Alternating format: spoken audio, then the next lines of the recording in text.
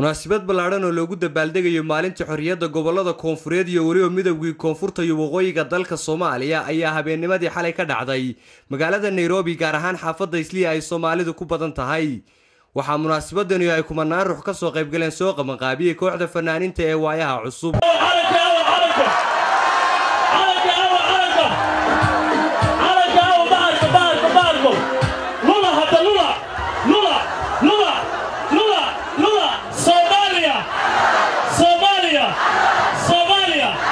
munaasabada ayaa waxaa laga soo jeediyay hadallo guubaabo ahaa iyadoo kooxda waayaha cusub iyo fanaaniin kale oo qurbaha ka timaad ay madashaasi ku soo bandhigeen heeso isugu jira wadani iyo waliba heeso kale oo caadi ah. gudoomiyaha kooxda waayaha cusub Shiinay Khiyaar oo madashaasi hadal ka soo jeediyay ayaa ugu baaqay dhinacyada ku dagaalamaya dalka Soomaaliya qaybo kamid ah in dagaaladaasi si degdeg ah loo joojiyo isla markaana waxa ugu baaqay inay wax kasta oo ay tabanayaan ku dhameeyaan wadahadal. safiirka Soomaaliya u fadhiya dalka Kenya Maxamed Nuur Cali Ameeriko oo ku sugan dalka Canada oo khadka telefoonka uga soo qayb galay xafladan ayaa guud ahaanba hambalyo u diray shacabka Soomaaliyeed meel kasta ay ku sugan yihiin. sidoo kale waxaa madashaasi hadal ka soo jeediyay qusulka Soomaaliya ee dalkani Kenya mudane Siyaad waxaana uu ku dheeraaday muhiimadda ay leedahay in loo dabaaldego maalinta xorriyadda gobollada koonfureed iyo weliba midowgii labada gobol ee koonfurta iyo waqooyiga dalka Soomaaliya.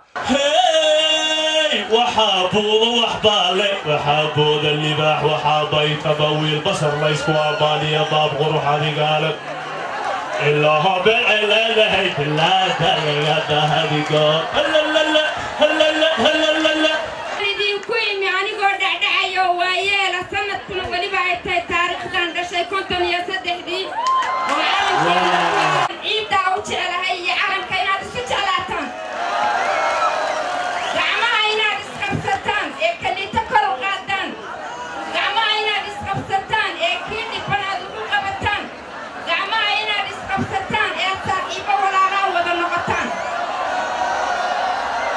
Soomaaliya aan saarna caawa saasamaha Soomaaliya gacmaha kor wada qaadmaro kor wada qaada runtii inay tahay xafladii ugu qiimo badneed ee Soomaali qabsato saasamaha codkiina ma maqla saasamaha runtii ujeedadaan u abaabulnay aan halkaan ugu qabanay annagoo waayaha cusub ah waliba garabkeena safaaradda Soomaaliya waxaan hawshan u soo abaabulnay inaanu muujino in reer Isli iyo reer Nairobi Soomaalida inay yihiin dadka dunida ugu fiican dadka dunida ugu dabaaldega fiican dadka iskugu soo baxa fiican dadka ugu istaag qurux badan Soomaaliya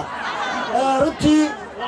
hadal ahaan ma buuxsho laakiin muhiimaddu waxa weeye waxaan rabnaa inaan si wada jir u cambaarayno dagaalada ehliga ah ee dalka Soomaaliya qaybo kamid ah ka socda waxaan leenahay Allah qaboojiyo dadka walaalahaana intay dagaal wax ku raadin lahaayeen nabad wax ku raadiyaan dhammaan dadka halka isku yimid reer Isli khaasatan dadka Nairobi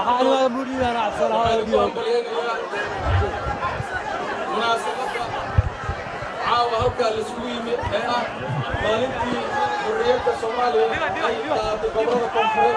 iyo midowgii Soomaaliya waa maalin aad iyo aad u weyn u farxad badan oo u qiimo badan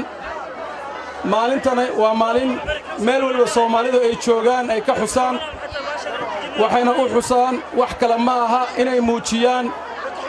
midnimada xorriyadda sida ay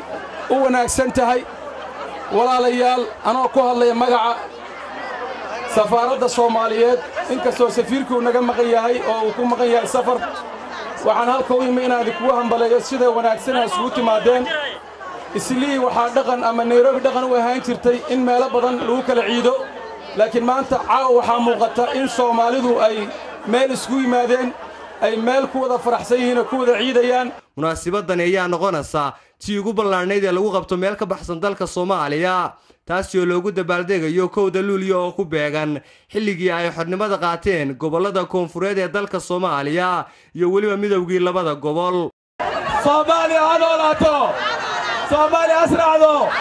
Soomaaliya hadalaato dareenkayga caawa aad iyo aad ugu faraxsanahay sababta Soomaali baan ahay xaflad Soomaaliya ka soo qayb galay aad iyo aad ugu faraxsanahay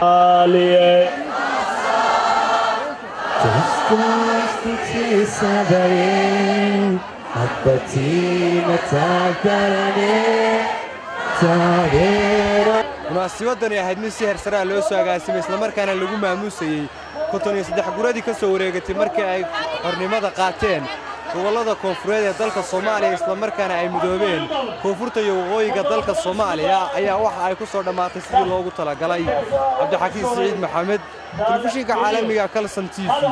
magaalada Nairobi.